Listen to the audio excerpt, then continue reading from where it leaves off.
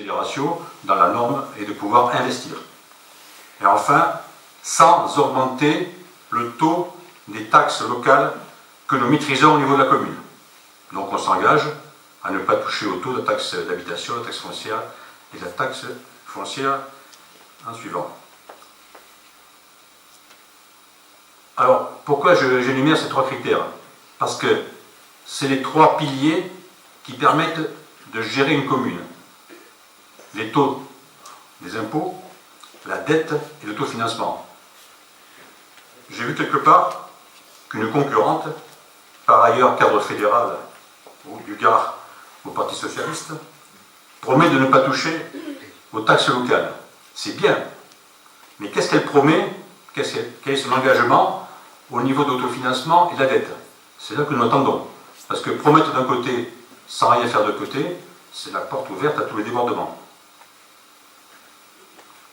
L'autre concurrent, qui était récemment encore porte-parole des Verts à Nîmes, évoque de manière subliminale un possible doublement des frais de personnel, en se basant sur un ratio qui mélange allègrement torchons et serviettes.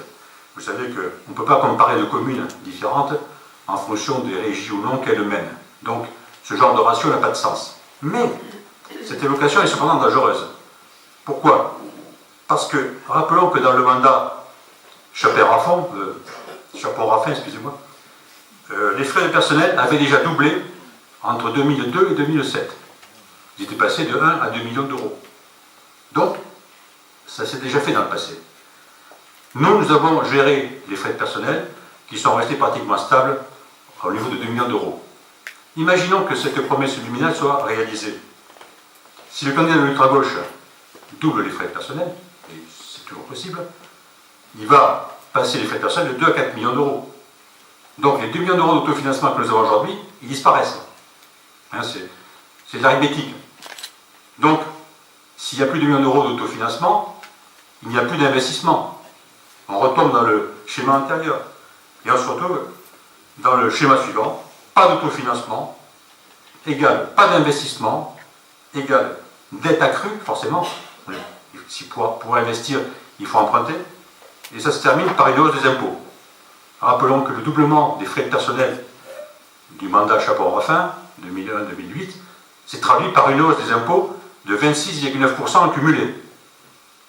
Il faut le rappeler parce que c'est ce qui nous part au nez si on repart dans ce sens. Soyez vigilants. Les promesses d'embauche d'aujourd'hui sont les emplois à vie de demain et les impôts d'après-demain. Je répète la formule parce que je l'aime bien.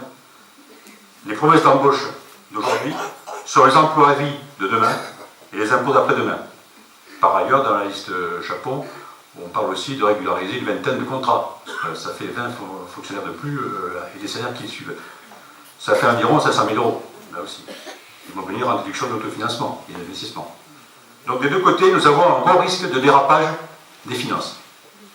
Mais j'attends le contrat, j'attends le projet finalisé de leur part. Pour l'instant, on a eu beaucoup d'idées, on a eu des prospectus, des dépliants un peu type, un peu copier-coller. Vous changez le nom de la commune, vous changez Bouillard, mais pas n'importe quelle commune. Le prospectus que j'ai reçu aujourd'hui du groupe d'ultra-gauche et des Verts, il s'applique à n'importe quelle commune de France, sauf 2 ou 3 lignes bien précises sur Bouillard. Tout le reste, c'est général. C'est un document qui pourrait s'appliquer à 30 000 communes en France. Alors ce même candidat te remet un petit peu sur son tract sur les finances, qui est intéressant parce qu'il n'y avait pas d'adjoint aux finances dans l'équipe Chapon-Raffin, qui était un manque évident. Et maintenant, notre opposition parle des finances. Elle traite de la bonne gestion financière. C'est la théorie, c'est du discours. Et ce candidat écrit dans un tract consacré pompeusement aux finances que le fait que nous ayons investi 15,1 millions d'euros sur le mandat démontre que la commune n'était pas endettée. Alors ça, vous l'avez tous lu, vous avez reçu le tract dans votre boîte aux lettres.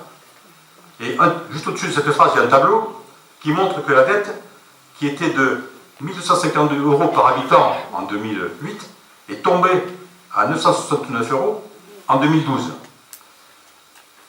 Soit une baisse de 21%. Donc d'un côté on dit qu'il n'y a pas de dette, de l'autre côté on confirme bien qu'il y a une baisse de 21%.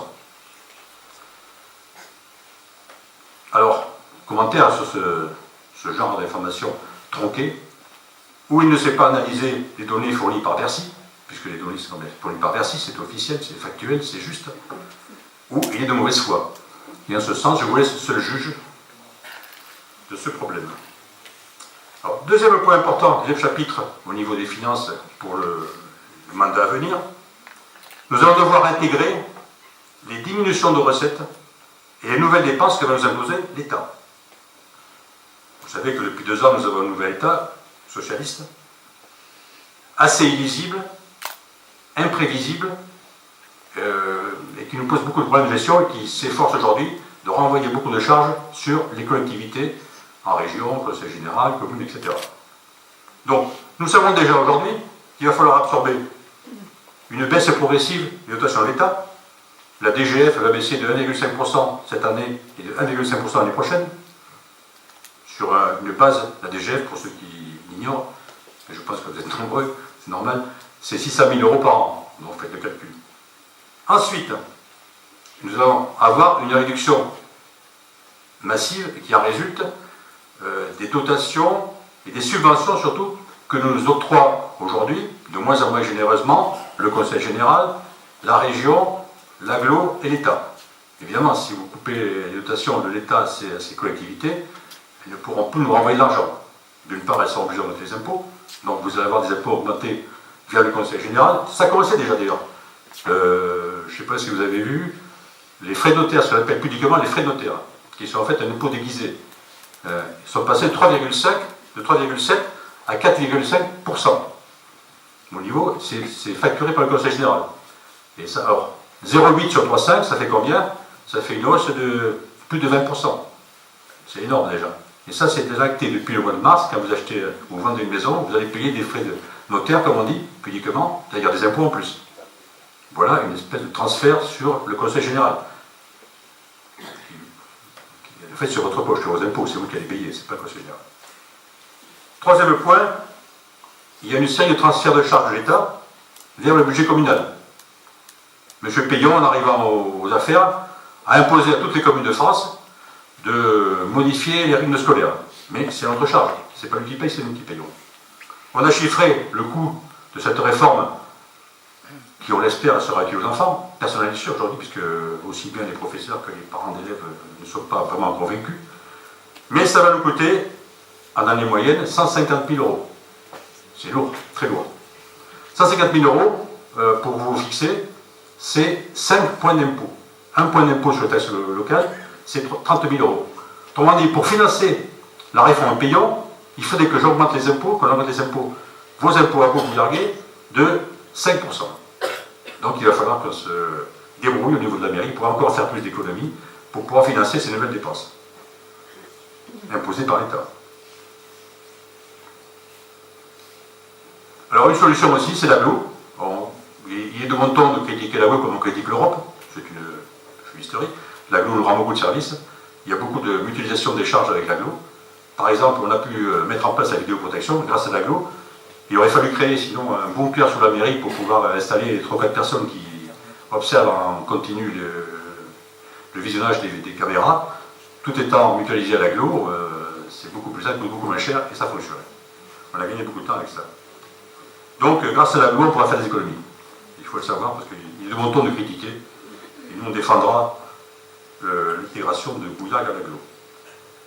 Alors, j'en viens au troisième pilier de notre projet de mandat, les investissements. Parce que bon, on n'est pas là pour gérer des ratios et avoir des bons ratios, c'est pas le but.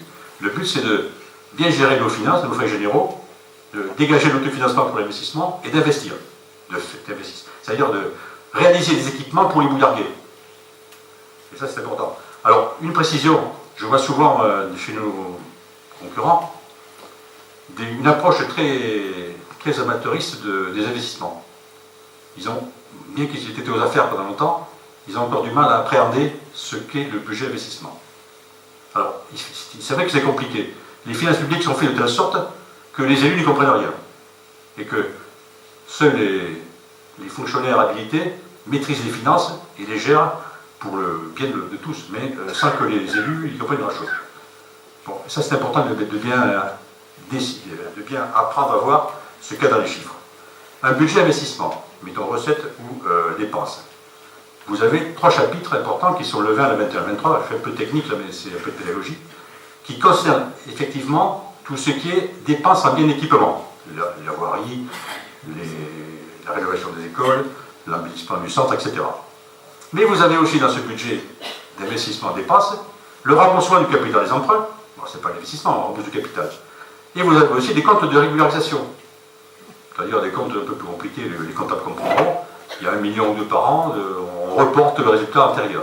Ça, c'est pas de la dépense, c'est de la comptabilité de la régularisation. Alors, si vous faites le cumul de tout le total du montant des dépenses d'investissement, vous avez un gros chiffre. Mais il faut en déduire, il faut en retirer tout ce qui est remboursement de capital, et il faut en retirer tout ce qui est compte de régularisation.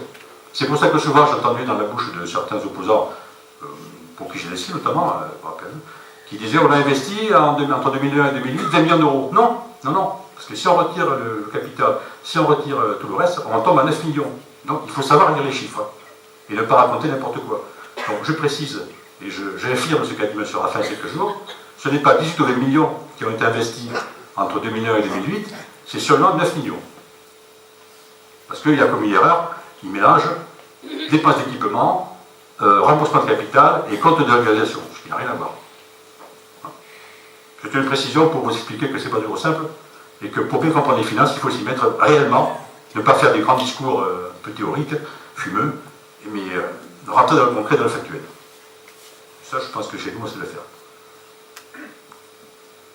Alors, ces investissements, venons-y, c'est de concret et c'est factuel. C'est un mot qui fait plaisir à certains. Nous avons réalisé, entre 2014 et 2020, la première tranche du complexe sportif multigénérationnel. Alors, j'ai vu ça apparaître aussi dans un projet concurrent. Nous y travaillons depuis plus d'1 an, on est bien avancé, et on a un financement, enfin, on a pratiquement le financement, et on a la liste des dépenses par réalisation, et M. Gaillard, tout à l'heure, vous décrira ce projet. Alors, c'est un projet qui va coûter entre 10 et 12 millions d'euros. Il n'est pas question de le faire sur un seul mandat. C'est un projet qu'on fera sur 2 mandats, ce qui sera déjà bien. Mais là, c'est faisable. Donc, on investira dans le prochain mandat, si nous sommes réélus, bien sûr, 6 millions d'euros pour réaliser ce complexe multigénérationnel. Complexe sportif multigénérationnel. Alors, pourquoi je dis multigénérationnel? C'est un mot magique, comme cheminement d'eau qui permet d'avoir des subventions. Si on ne lit pas, on n'a pas les mêmes subventions. Donc ça, c'est bien connaître l'administration. Deuxième volet de nos investissements. Alors, on va investir 18 millions sur le mandat, 6 sur le complexe sportif, 6 sur la voirie. La voirie, c'est un gouffre. Il y a un travail colossal à faire. On a fait un beau travail. On a fait 6 millions sur le mandat qui s'achève. Et on fera encore 6 millions sur le prochain. Alors, 6 millions, ça peut paraître beaucoup, mais rentrons dans le détail. Nous avons ce qu'on appelle le marché à bonne commande.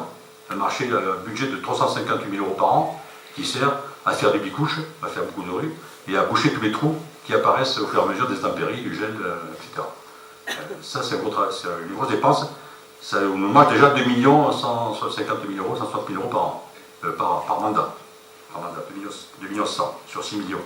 Le reste, c'est pour refaire des rues complètement, c'est-à-dire avec l'enfouissement des réseaux. Les réseaux secs à notre charge et les réseaux humides à la charge de l'aglo. C'est l'aglo qui paye, c'est pas nous. Donc là aussi, l'aglo est intéressante. Quand on fait une rue moyenne, une rue ça coûte 900 000 euros à 1 million, et il y a autant à la charge de l'aglo. La rue coûte 2 millions en tout à faire, nous en avons pour 1 million et l'aglo pour 1 million. Quand on fait la rue des Pins, des Torrents par exemple, c'est un budget de 900 000 euros pour la commune et autant pour l'aglo. Ça fait des grosses sommes.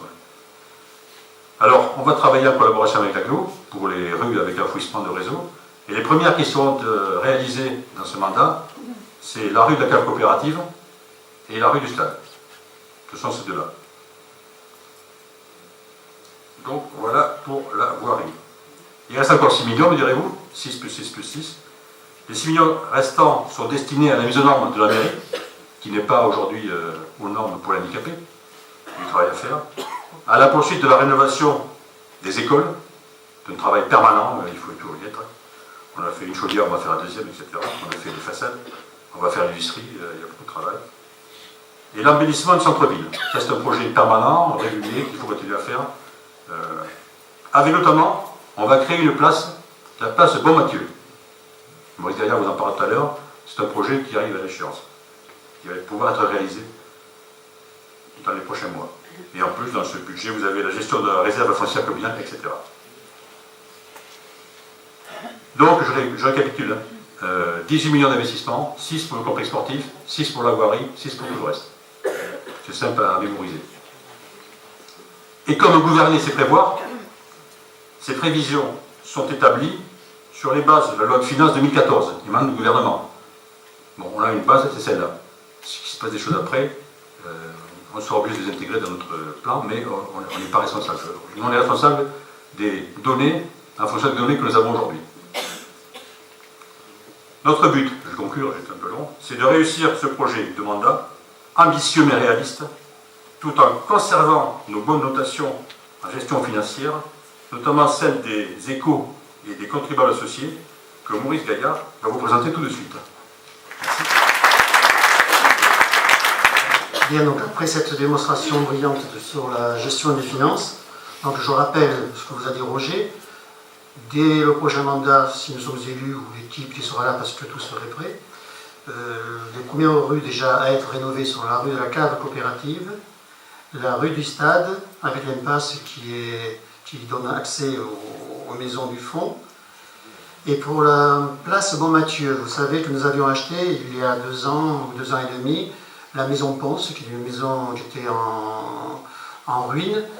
Cette maison, donc, nous devions la démolir, et puis au dernier moment, on s'est rendu compte qu'il y avait derrière la maison de Madame Ronqui, pour ceux qui la connaissaient, qui était aussi fermée, inoccupée. Nous étions entrés en contact avec la famille qui acceptait de nous la vendre, mais il se trouvait qu'il y avait un problème réglementaire, Madame Ronqui n'ayant plus toutes ses facultés. Il fallait donc qu'un tuteur soit nommé. Donc c'est déjà fait, et ce tuteur m'a appelé pas plus tard qu'avant-hier pour me dire qu'il prenait rendez-vous avec le notaire pour signer l'acquisition de cette maison. Donc dès que ça sera fait, nous passerons à la phase promise depuis 2 ans, c'est la destruction de ces maisons-là pour créer un espace d'aération au centre de ce quartier, qui est quand même un quartier assez pittoresque, bien entretenu, avec, se donnant sur la route de Rodillan, quelques places de parking. Pour compléter encore le dossier finance, je voudrais aussi vous donner quelques appréciations qui sont extérieures à la mairie, si vous voulez. Ce sont des appréciations qui sont indépendantes de la mairie, qui sont données par des journaux et par des sites internet. Alors le premier, c'est le site Contribuables Associés, dans lequel j'ai relevé que l'évolution des dépenses de la commune était notée avec un 16/20. Les Échos, le journal Les Échos, le journal économique, lui mettait pour la gestion financière 16/20. Donc vous voyez, et plus tard je donnerai d'autres notes, vous voyez que notre maîtrise de la gestion financière de notre commune est bien appréciée. Donc nous allons passer au paragraphe suivant, qui est notre projet phare pour le prochain mandat.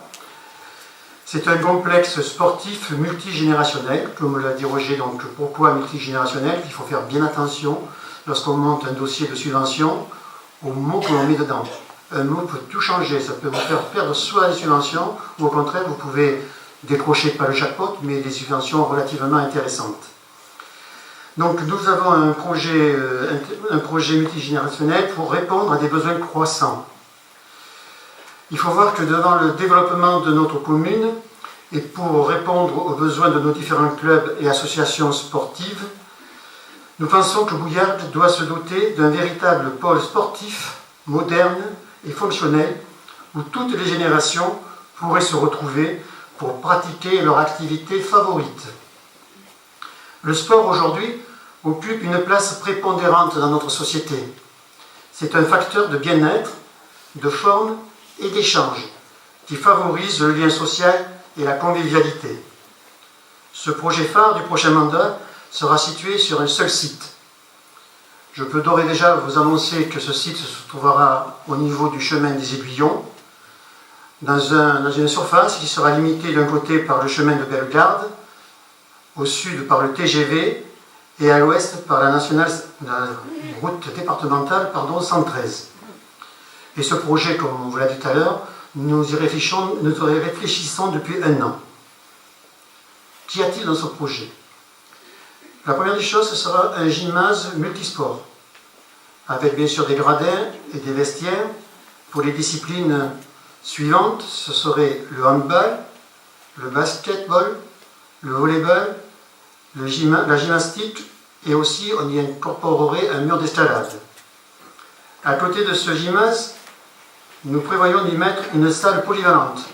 Il faut savoir qu'aujourd'hui, la seule salle que nous avons, c'est la salle de la Bergerie. Cette salle de la Bergerie existait en 1983, quand il y avait 3800 habitants sur le village.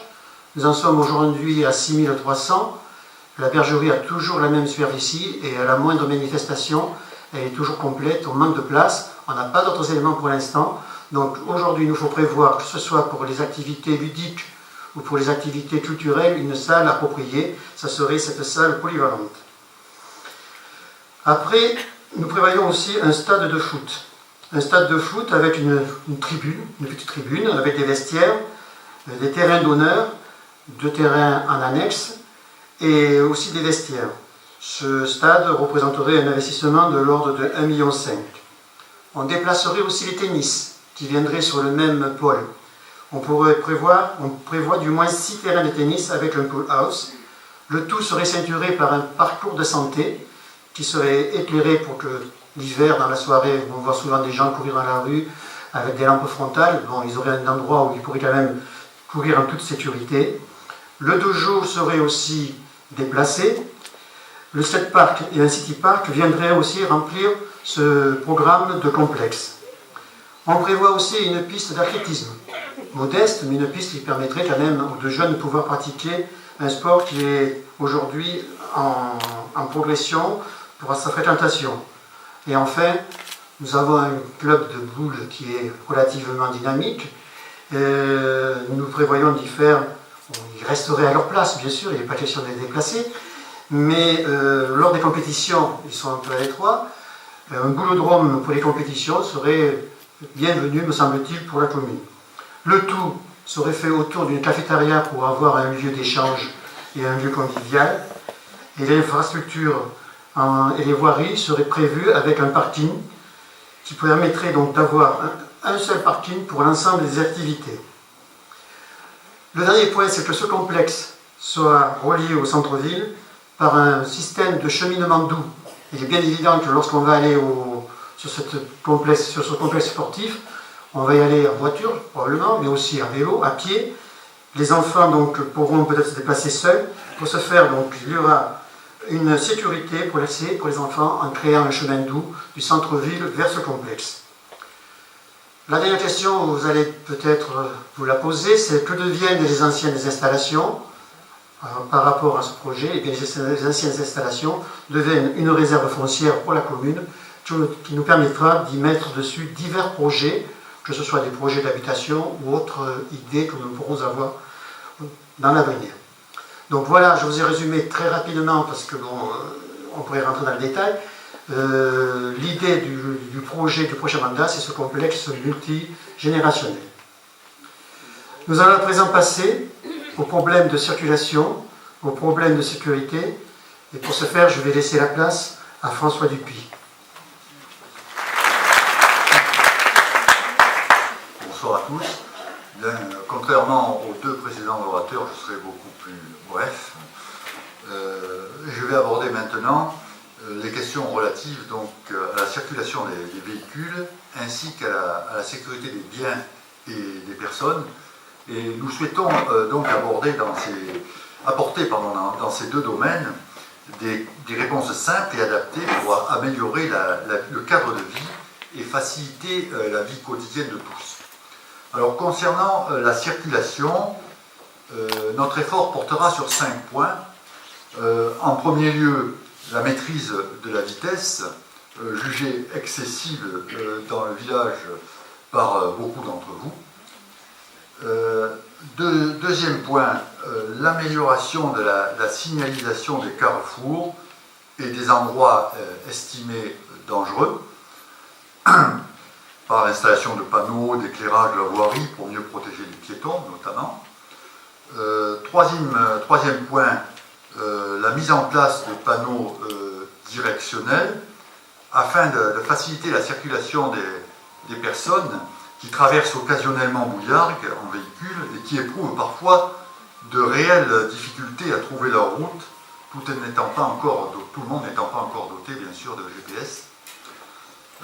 Quatrième point relatif à la circulation, la mise en conformité des trottoirs du centre du village pour faciliter leur accessibilité aux personnes handicapées et aux poussettes, alors par création de pentes douces, de bateaux et élargissement si nécessaire. Enfin, dernier point, la construction ou l'amélioration de pistes cyclables et de chemins piétonniers afin d'inciter ceux qui le peuvent à laisser leur véhicule. Voyons maintenant en ce qui concerne la sécurité. Alors, notre action s'exercera dans 3 directions. Tout d'abord, la poursuite de l'optimisation des missions de la police municipale par une présence accrue sur la voie publique. Ensuite, le renforcement de l'efficacité de la vidéoprotection qui a été déployée déjà par une collaboration intensifiée de la gendarmerie avec la police municipale. Enfin, l'expérimentation du dispositif voisin vigilant sur quelques secteurs du village en liaison avec la gendarmerie. Alors, ce dispositif est destiné à prévenir la délinquance et les cambriolages. Alors, il repose sur la participation libre et gratuite des habitants d'un quartier ou d'une rue qui ont pour mission de repérer des faits inhabituels ou des agissements suspects et de les signaler à la gendarmerie. Alors, il ne s'agit donc pas de signaler de simples nuisances sonores de voisinage ou de banales infractions au code de la route, bien entendu. Ni vigile ni milice, ces résidents se contentent seulement de faire remonter rapidement des informations aux forces de gendarmerie qui, elles, peuvent seules intervenir si elles l'estiment nécessaire. J'ajoute que ce dispositif est solidement encadré pour éviter tout dérapage puisqu'il repose sur un protocole signé par le maire avec le procureur de la République et le commandant local de gendarmerie. Voilà, j'ai terminé avec ces 2 points et je cède maintenant la parole à Marie-Laure Etève qui va vous décrire les grands axes du projet relatif à l'environnement, au cadre de vie, au commerce et à l'artisanat.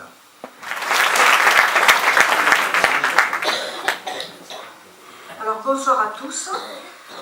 Donc en ce qui concerne notre projet environnement et cadre de vie, donc nous allons continuer la rénovation des bâtiments municipaux et notamment la mairie, toujours dans l'objectif des économies d'énergie, d'améliorer l'isolation des bâtiments. Et également, nous souhaitons mettre en place l'accès aux handicapés, qui est absolument nécessaire pour leur bien-être et le bien-être de tous. Voilà. En ce qui concerne les maisons individuelles, nous souhaitons mettre en place une politique d'aide à la rénovation des façades, donc pour l'embellissement du village. Parfois, certaines personnes refont leur façade afin d'embellir leur maison, et puis parfois un voisin à côté, souvent par manque de moyens, laisse sa façade en état. Donc nous souhaitons aider le mieux possible pour que ce point-là soit amélioré et contribue à l'embellissement du village. Voilà. En ce qui concerne les espaces verts et notre cadre de vie, donc notre point prioritaire, ça va être l'aménagement du parc Blachère. Donc après la rénovation de la maison des associations et sa mise en service, notre second objectif est évidemment d'aménager le parc Blachère qui s'est considérablement dégradé au fil des temps, qui est arboré mais qui est pour l'instant plus un terrain vague qu'autre chose. Donc nous souhaitons vraiment en faire un lieu de convivialité, aménagé, accessible à tous. Donc pas uniquement pour les associations mais tous ceux qui souhaiteront s'y promener le dimanche, Nous pouvons installer des tables de pique-nique, des bancs pour se reposer, voilà, en faire vraiment un lieu agréable pour tous. En ce qui concerne le fleurissement du village, bon, ça va sans doute vous faire sourire, mais il existe un concours des villages fleuris qui récompense les villes ou les villages par des petites fleurs. Donc plus la ville a des fleurs, plus normalement elle est agréable, fleurie, etc. Donc à Bouillargues, nous n'avons même pas une petite fleur. Donc bon, je suis très sensible à ça, je suis sûre que vous l'êtes également. Donc nous ferons tous nos efforts pour améliorer cela. Bon, il y a beaucoup de plantations qui ont été réalisées, mais au niveau fleurissement, il y a des choses très simples à faire. Juste un petit exemple à vous donner, c'est par exemple les jachères fleuries. C'est quelque chose qu'on peut mettre en place dans des ronds-points qui sont très faciles à mettre en place, qui ne coûtent pas cher du tout et qui, au moment de la floraison, est magnifique. Vous avez pu en voir certaines sur Nîmes ou à d'autres endroits. Donc ça, c'est quelque chose qui est facile à mettre en place et ce n'est qu'un exemple parmi tant d'autres. Voilà. Pour les promeneurs, nous souhaitons réaliser un sentier piétonnier qui fera le tour du village. Donc il existe déjà une portion de sentier donc entre le chemin du Pont des Îles et la route de Rodillan que beaucoup de personnes empruntent et qui est très agréable. Nous souhaitons le prolonger et donc pour essayer de faire le tour du village. À cet endroit-là, donc tout près de la route de Rodillan, il y a déjà un espace vert qui pour l'instant n'est pas aménagé. Hein. Les jeunes y jouent parfois au ballon, etc. Il est le long du Grand Michel, je ne sais pas si vous situez cet endroit-là, mais nous souhaitons en faire un espace familial de loisirs et pourquoi pas un petit point d'eau pour l'agrément. Voilà, une zone arborée. Voilà, en ce qui concerne les espaces verts. En ce qui concerne le skatepark, qui s'est également beaucoup dégradé au fil des temps, nous souhaitons réaménager le parcours de santé et également rénover les structures sportives. Voilà. Nous avons un autre projet qui concerne une création de jardins potagers familiaux. Donc il y a certains Bouillarguais qui n'ont pas la chance d'habiter dans une maison avec un jardin à leur disposition. Donc nous souhaitons mettre en place ce projet donc, de création de jardins potagers familiaux. Nous y avons déjà travaillé un petit peu au cours de ce mandat. C'est un projet qui est quand même important, qui demande du temps et qui, nous en sommes certains, apportera beaucoup de liens sociaux entre les personnes qui seront concernées par ces jardins. Voilà. Et beaucoup de bonheur à ceux qui, malheureusement, vivent en appartement et n'ont pas la possibilité d'avoir un petit jardin à cultiver. Voilà. En ce qui concerne les espaces verts, un point sur le tri des déchets. Vous savez certainement que Nîmes Métropole a pris la compétence des ordures ménagères. Mais néanmoins, notre municipalité souhaite continuer à s'investir fortement dans la communication sur le tri des déchets. Vous avez appris certainement en lisant notre bilan de mandat que Bouillargues est la première ville du CITOM, donc le CITOM Sungar, c'est le syndicat intercommunal des ordures, du traitement des ordures ménagères. Donc il n'y a pas que Nîmes Métropole, il y a à peu près 80 communes. Donc Nîmes est quand même la première commune en ce qui concerne le tri des déchets, donc ça fait très plaisir. Et nous continuerons à communiquer pour que les choses continuent ainsi. Et n'hésitez pas à venir donner vos idées, dire s'il y a des choses qui ne vont pas dans ce domaine. Voilà, et nous avons participé dans le passé à la semaine du développement durable en organisant des conférences sur l'environnement, sur l'isolation des maisons, la construction avec les économies d'énergie, etc. Donc cette semaine est souvent début avril en principe, donc en fonction des projets, puisque ce sont des projets de groupe, souvent en lien avec Nîmes Métropole, nous souhaitons continuer à participer pour vous faire davantage cerner ce côté développement durable voilà, dont on parle de plus en plus. Voilà. Et également, dernier point, intensifier la lutte contre les décharges sauvages, qui dégradent également le paysage. Voilà, en ce qui concerne le projet environnement et cadre de vie, je vais vous parler un petit peu du commerce, donc que ce soit les commerçants de proximité du centre-ville et également les entreprises qui sont situées un peu plus en périphérie du village. Donc en ce qui concerne les commerçants du centre-ville, pour rendre plus attractif et accessible le centre-ville, donc comme nous l'a déjà dit un peu François, nous allons essayer d'améliorer les axes de circulation, donc que ce soit les voies, donc les routes, les rues, mais également les trottoirs. Hein, donc, comme on l'a déjà dit, il y a un gros problème de trottoir dans le centre-ville pour accéder au commerce. Nous allons améliorer la signalétique. Nous avons déjà bien signalé certains commerces, certaines directions, mais nous allons intensifier notamment pour signaler les parkings, parce que souvent les gens se plaignent qu'il n'y a pas de parking à Bouillarde. Il y en a, on en a créé, on vous l'a signalé déjà, mais ce n'est peut-être pas suffisamment indiqué et suffisamment clair. Voilà. Nous allons essayer de poursuivre la concertation avec l'association des commerçants, voilà, comme nous l'avons déjà fait depuis le début de notre mandat, avec par exemple la mise en place du marché de Noël. Nous allons essayer de continuer cette concertation et leur proposer d'autres manifestations qui permettront de dynamiser leur commerce, d'amener des personnes à aller davantage dans le centre-ville, des personnes qui ont plus l'habitude d'aller dans les supermarchés ou sur Nîmes, de trouver des choses, des manifestations qui vraiment les amènent à voir nos commerces, à les fréquenter.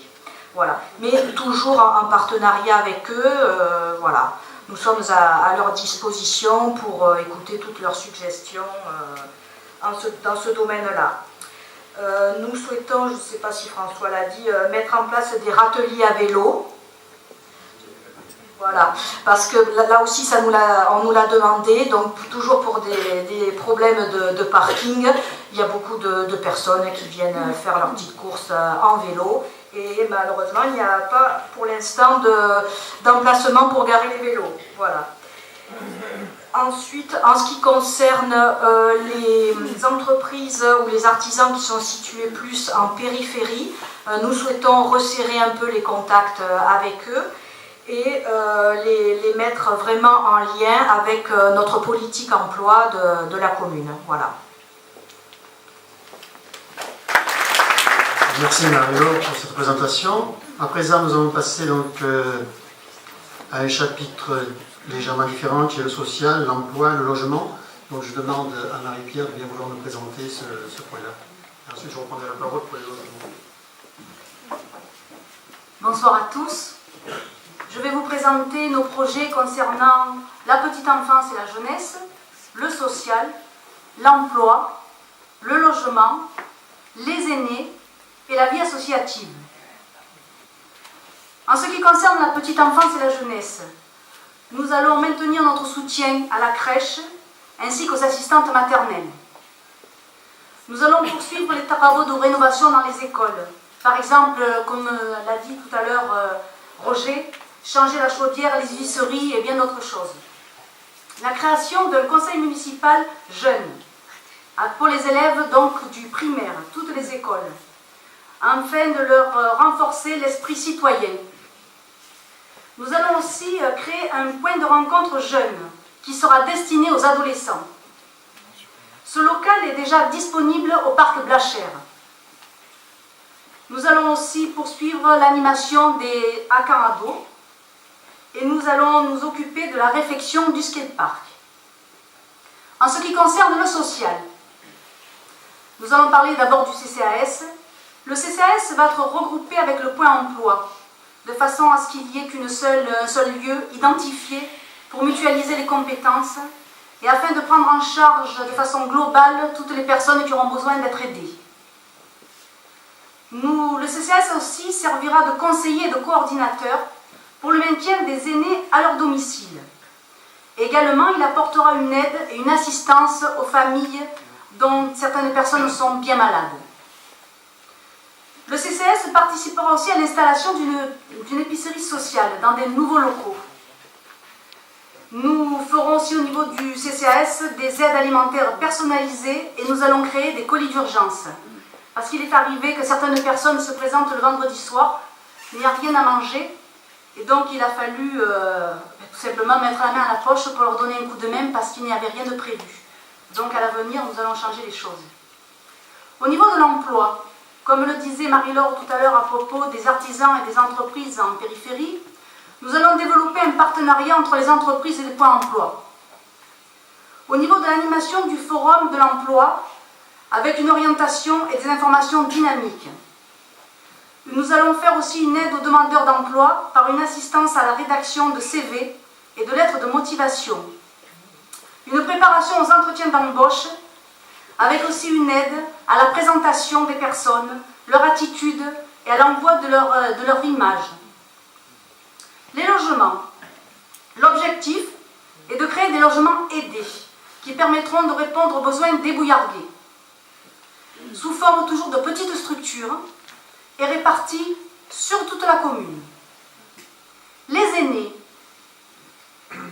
Poursuite de notre politique du bien-être, prise en compte du vieillissement dans les projets d'urbanisme et développement de l'habitat et des activités intergénérationnelles.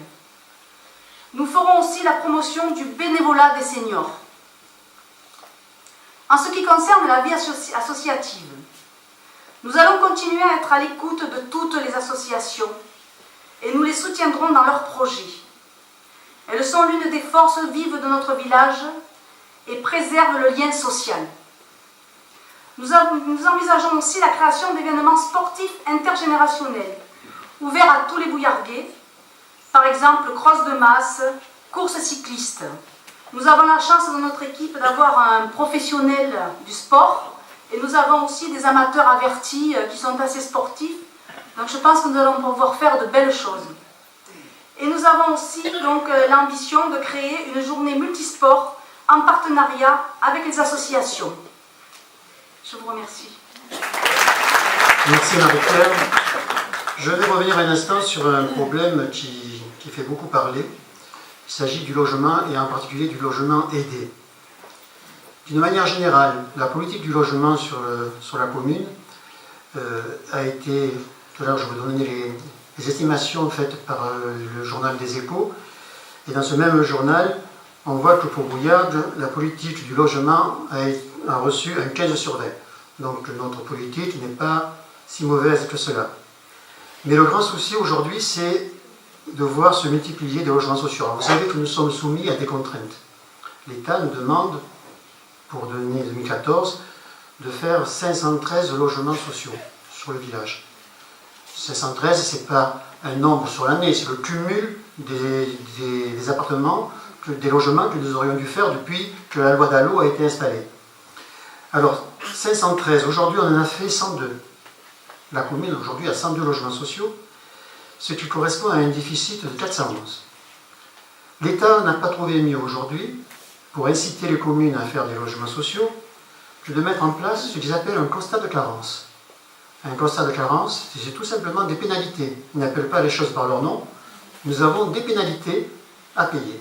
Et je peux vous dire que nous avons estimé pour l'année 2014, parce que c'est la première année où nous avons payé des pénalités, qui vont s'élever aux alentours de 55 000 €.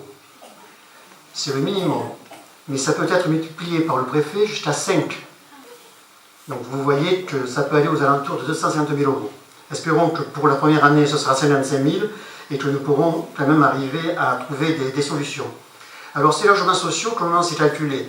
C'est bien simple, la loi aujourd'hui nous oblige à avoir un seuil de 20% de logements sociaux. Ces 20% sont basés sur le nombre de résidences principales.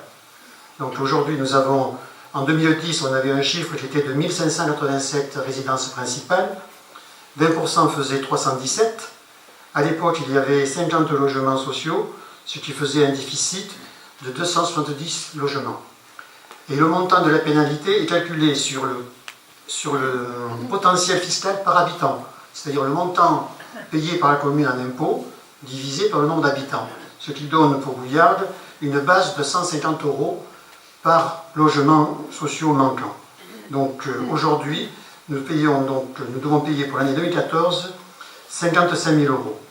Alors ces logements, on a un problème parce qu'on ne veut pas, on nous interdit de nous étendre, parce qu'on veut protéger la nature, on sait très bien, et on nous dit qu'il faut densifier. Quand vous avez un village comme Bouillarde, où les rues datent des époques où il y avait des charrettes qui ne sont pas très larges, les maisons n'ont pas des grandes superficies, comment voulez-vous constituer des logements sociaux? Alors il nous faut acheter des maisons qui sont une surface au sol assez importante, au moins 300-400 mètres carrés, pour pouvoir créer un petit logement. C'est le cas par exemple du projet que nous avons à l'angle de la rue de la Cave Coopérative et de la rue de la République. Nous avons acheté il y a 3 ans ce bâtiment pour faire un petit immeuble de 9 logements. Il n'a pas été fait parce qu'il y a eu des recours successifs faits par des riverains qui nous ont empêchés de pouvoir les réaliser. Donc ces 9 logements qui n'ont pas été réalisés depuis 2 ans, nous les payons aujourd'hui sous forme de pénalité, même si ce n'est pas notre faute. Quant à la population qui fréquente ces logements, je voudrais vous donner quelques chiffres, parce que quand on parle de logement aidé, tout le monde s'imagine que c'est, il faut le dire les choses, je vais le dire, je suis poliment incorrect, c'est que l'ASUP va arriver sur Bouillarde. Or, effectivement, si on fait certaines catégories de logements, cela pourrait se faire. Mais dans le cas présent, les logements sociaux sont divisés en 3 familles. 3 familles qui sont en fonction des revenus fiscaux. La famille qui a le plus petit revenu, ce sont les PLAI. Pour avoir droit à un logement en PLAI, il faut que la personne ait un revenu de 11 000 € par an. Un couple doit avoir 16 000 €. Ça, c'est la partie la plus basse. La partie intermédiaire, qu'on appelle les plus PLUS. Pour cette catégorie-là, sur le revenu fiscal, une seule personne peut prétendre avoir un logement, elle doit avoir un revenu maximum de 20 000 €.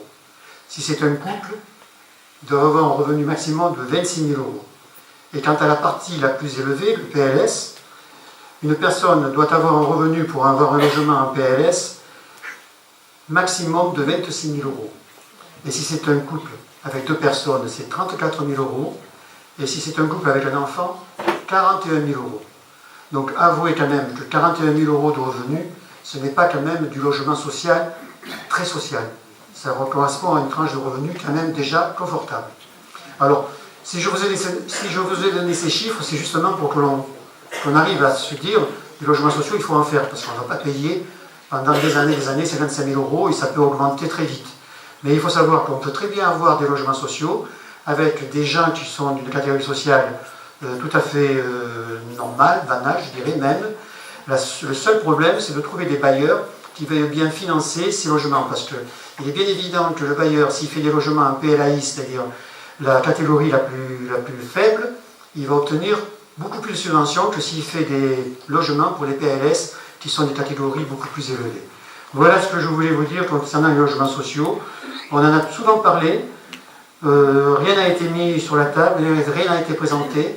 Ce soir, je voulais vous donner cet élément, parce qu'il faut que l'on sache que des logements sociaux, il faudra en faire beaucoup, sinon on va être obligé de payer, et nous serons pénalisés pour les investissements que nous souhaitons faire. Voilà, donc à présent, je vais laisser la parole à Martine Dernier, qui va vous présenter notre projet culture et communication. Bonsoir à tous. Je vais donc vous parler du projet culture. Dans le cadre du complexe multigénérationnel, nous construirons donc une grande salle des fêtes qui permettra de se réunir de façon plus confortable et plus importante. Ensuite, il y aura la pérennisation de la Costière-Attitude avec des séances de cinéma grand public dans les arènes pendant l'été, des concerts, des spectacles, du jazz et des choses extrêmement variées. Nous ferons également des conférences sur des thèmes d'actualité, avec par exemple le centenaire de la Première Guerre mondiale, des films, débats sur des pays, la découverte de pays divers et variés. Ensuite, Il y aura également l'exposition et le salon du livre qui va continuer pour la 3e année, Lire en Costières.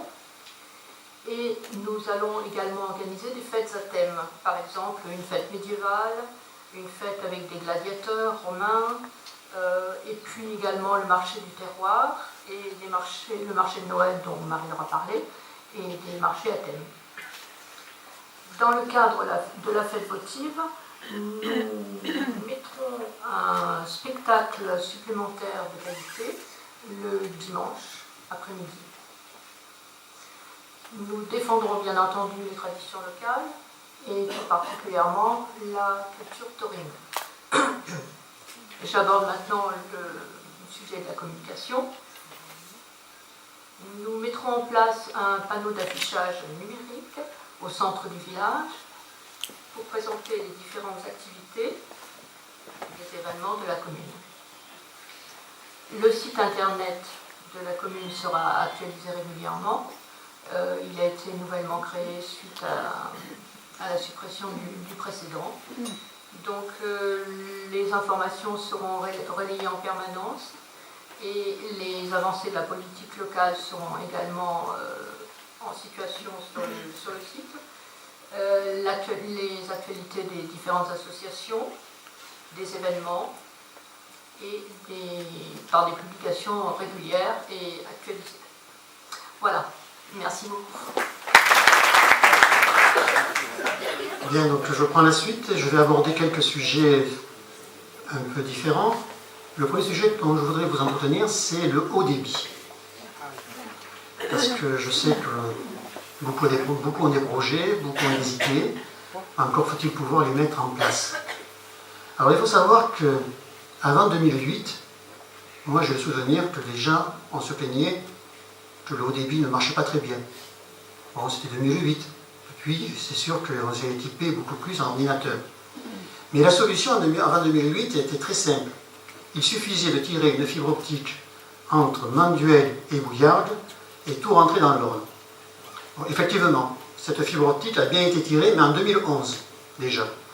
Cette fibre optique est arrivée à être connectée sur une armoire téléphonique qui permettait donc à certains d'entre vous de pouvoir être connectés normalement. Mais malheureusement, quand on regarde les chiffres, sur 2600 abonnés chez Orange, qui est propriétaire de cette fibre, il n'y en a que 300 qui sont connectés. Donc il y a 2300 personnes abonnées chez Orange qui aujourd'hui ne bénéficient pas du haut débit ou de la DSL. En 2012, cette même société Orange obtient l'exclusivité pour l'installation de la fibre optique sur la région, sur les départements, sur les agglos. En échange, elle est chargée de mettre en place ce réseau avec un financement pris sur ses fonds propres. Donc pour l'instant, aucune société ne peut venir installer la fibre optique aujourd'hui sur le même territoire, sachant très bien qu'elle n'aura aucune subvention, aucune aide, même pas celle de l'Europe. Tout dépend aujourd'hui de Nîmes Métropole. Parallèlement, l'agglo, Nîmes Métropole, a développé son propre réseau de fibre optique. Mais ce réseau-là a été fait surtout pour les zones d'activité économique, comme la zone d'activité économique de Bouillargues, qui aujourd'hui donc n'a que peu d'entreprises, mais les promesses semblent se concrétiser dans quelques jours pour l'arrivée de nouvelles entreprises.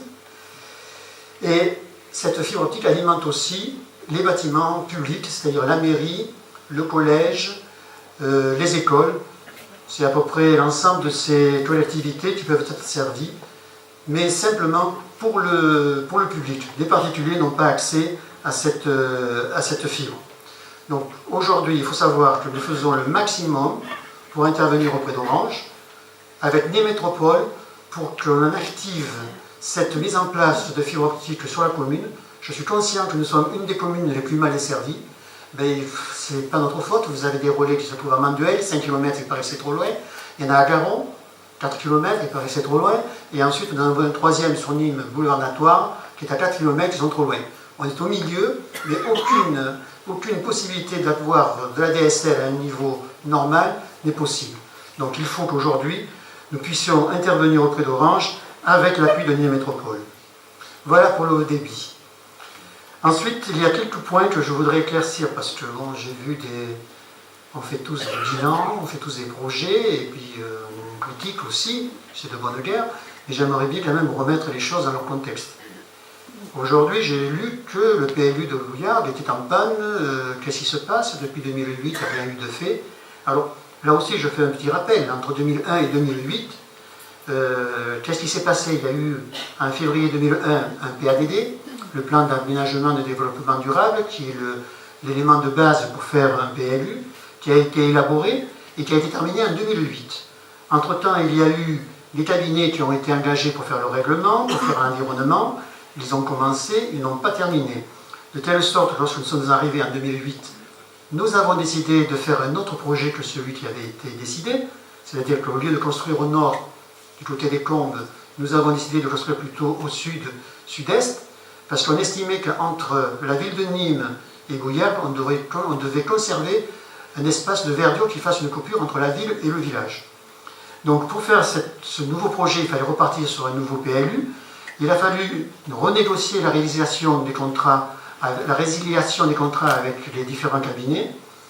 Nous avons rédigé un nouveau PADD. Nous avons élaboré un nouveau document avec un cabinet d'études qui s'appelle ADL-SFI. Et le mois dernier, nous avons terminé notre rapport de présentation qui reste à présenter au conseil municipal, aux autorités, aux administrations pour lesquelles nous devons avoir aussi leur accord. Alors, ce rapport de présentation n'a pas été présenté avant les élections pour une très simple raison. C'est comme pour le budget, nous avons toujours considéré, dans un souci démocratique, que la nouvelle équipe qui allait arriver au pouvoir, entre guillemets, aux commandes de la mairie, devait avoir les mêmes livres pour pouvoir faire ce qu'elle souhaitait. Donc nous avons terminé notre mandat, nous avons fait le travail qu'on considérait vouloir faire. Si nous sommes réélus, sachez que dans les mois qui suivront, le PLU sera mis en application. Le deuxième reproche qu'on nous a fait, c'est ce fameux page point animation jeune.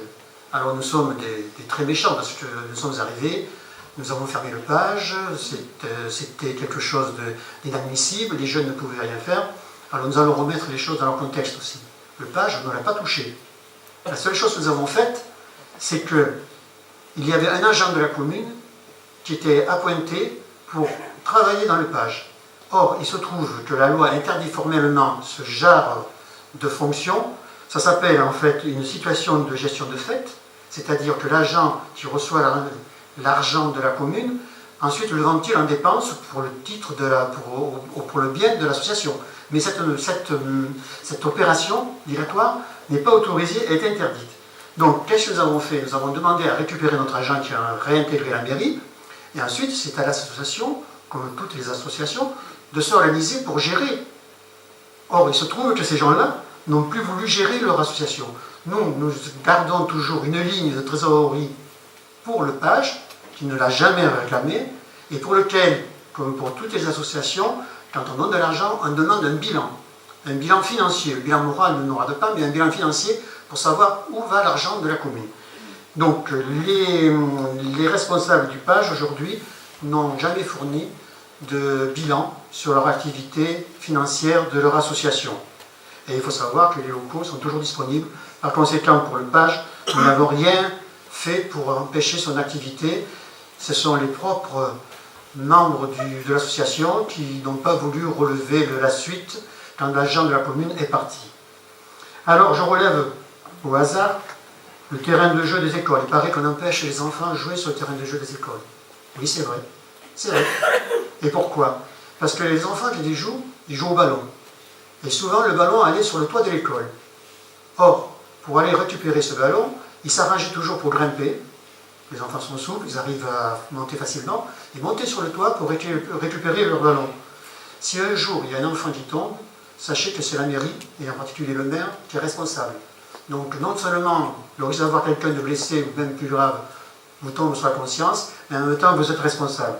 Donc, nous avons fait en sorte aujourd'hui pour que les enfants aillent jouer ailleurs. C'est tout simplement pas pour les empêcher de pouvoir s'oxygéner sur le terrain du jeu de l'école. Je vois aussi que le maire de Bouillargues a des fonctions au sein du pôle métropolitain Nîmes-Alès et qui reçoit des indemnités pour ce poste. alors la candidate socialiste, si jamais elle est élue, devra réviser l'organisation de l'agglo. Parce que quand vous allez à l'agglo, que vous êtes conseiller communautaire, vous avez des fonctions. Votre rôle, ce n'est pas de défendre votre commune. On la défend toujours. Quand il y a un projet à faire, on va porter un dossier, on tape aux portes, on le présente. Mais c'est pas là, on n'est pas là pour dire non, nous on veut tout, vous avez d'autres activités qui vont avec. Donc l'agglo a une relation avec l'agglo d'Alès qui s'appelle le pôle métropolitain. Le pôle métropolitain a une définition sur le plan juridique. C'est une entité qui est constituée par une association de communes qui relève de plus de 300 000 habitants. Donc il y a un président qui est le président de l'agglo de Nîmes, Jean-Paul Fournier, il y a un vice-président qui est le maire d'Alès, le président de l'agglo d'Alès, et toutes les personnes qui sont à l'intérieur et qui travaillent pour ce pôle métropolitain ne touchent aucune indemnité. La seule indemnité qu'on touche, c'est celle d'être conseiller à l'agglo, et c'est largement suffisant pour faire ce que nous fait comme travail pour le pôle métropolitain. Ensuite, au niveau de la sécurité, je relève chez la candidate socialiste un office de la tranquillité. Bon, je vais croire que Bouillard, c'est la ZUP, ou que c'est les quartiers nord de Marseille. Non. Un office de tranquillité, d'ailleurs, je ne vois pas ce que c'est, j'aimerais qu'on l'explique. Quant au candidat écologiste, il veut mettre en place le Conseil local de la sécurité et de prévention de la délinquance, pour favoriser l'échange d'informations et définir les actions à mener. Oui, effectivement, ce CLSPD existe, mais on le met en place dans les villes de plus de 20 000 habitants. C'est une structure qui se met en place en association, en collaboration avec la gendarmerie, la préfecture, pour extraire dans certains quartiers des familles qui provoquent des troubles. C'est tout, ça s'arrête là. Ça se réunit 2 fois par an. Ça n'a pas d'autres activités que celles que je vous ai énumérées. En plus, ils veulent un renforcement de la police municipale pour les patrouilles nocturnes équipées. Alors, je ne sais pas si on veut équiper la police municipale de taser, mais la nuit, je sais bien que Bouillard, comme toutes les autres cités, il se passe parfois des vols de voitures, des cambriolages. Nous avons mis quand même des caméras en place qui aujourd'hui, je peux vous l'assurer, portent des résultats plus que favorables. Mais mettre en place toutes les nuits 2 policiers municipaux supplémentaires, je peux vous assurer que ça peut coûter cher aussi à la commune. Il faut trouver un équilibre. Il ne faut pas laisser la sécurité partir à volo, mais il faut trouver un équilibre pour pouvoir essayer d'amener la sécurité. Et enfin, donc, le dernier point, c'est la zone d'activité économique d'Active Park de Bouillard. Alors c'est vrai que cette zone a du mal à se vendre, mais il faut en connaître les raisons. Il faut savoir quand même que la municipalité précédente a vendu à un bon prix à Nîmes Métropole, qui a acheté cette surface à un prix assez élevé. Aujourd'hui, un professionnel, un artisan ou un professionnel qui veut acheter un terrain sur cette zone d'activité, ça coûte à peu près à 55 € le mètre carré. Quand vous savez que d'autres communes à côté, comme le Garon, pour leur Active Park ou Grézan, les coûts du terrain tournent environ à 35 €. Donc entre 55 et 35 €, vous avez une différence pour laquelle beaucoup d'investisseurs n'hésitent pas à aller ailleurs. Donc pour ce faire, pour essayer de favoriser donc, la commercialisation de la zone Active Park, nous avons modifié le POS. Parce que dans le POS, il était prévu que sur un terrain, l'acquéreur devait faire 50% de zone verte. Et payer 55 € pour faire 50% de zone verte, ça fait un peu cher. Donc nous avons diminué à 30% la surface verte. Je pense que ça peut attirer quand même des investisseurs. Quoi qu'il en soit, sachez que nous faisons aussi de notre côté le maximum. Comme je vous l'ai dit il y a 2 ans, nous avons travaillé énormément pour qu'une clinique vienne s'installer. La clinique aujourd'hui a eu son permis de construire. Elle négocie ses emprunts et je pense que d'ici la fin de l'année, les travaux devraient démarrer. Voilà pour la zone Active Park de Bouillard. Je pense que j'ai fait le tour de l'ensemble des problèmes qui restaient en suspens. Je tenais à mettre au point certaines choses parce que je ne peux pas laisser non plus dire n'importe quoi. Je vais donc conclure. Ce soir, nous avons donc présenté le programme de la liste Choisissons Bouillard pour le mandat 2014-2020. Je dois vous dire que c'est le résultat d'une longue réflexion. mais aussi d'avis et de conseils de l'ensemble de nos colistiers et surtout d'une concertation avec de nombreux bouillardiers. Nous avons rencontré beaucoup de monde pour essayer d'avoir leur avis et leurs idées. Dans les projets, pour être réaliste et ambitieux, il faut s'appuyer sur un socle solide, constitué de la capacité et de la pérennité financière. Sur la période 2008-2014, nous y sommes parvenus avec beaucoup de volonté et d'abnégation. Dans 17 jours, vous choisirez le prochain conseil municipal, qui sera une des 3 listes. Toutes ont une expérience dans la gestion municipale, mais chacune avec des résultats bien différents. Dans 17 jours, ensemble, portons un projet sérieux, solide et vrai. Merci de votre attention.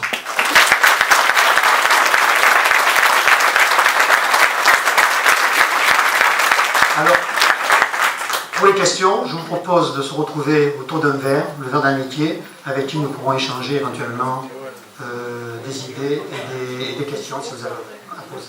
Merci, on se retrouve de suite devant le...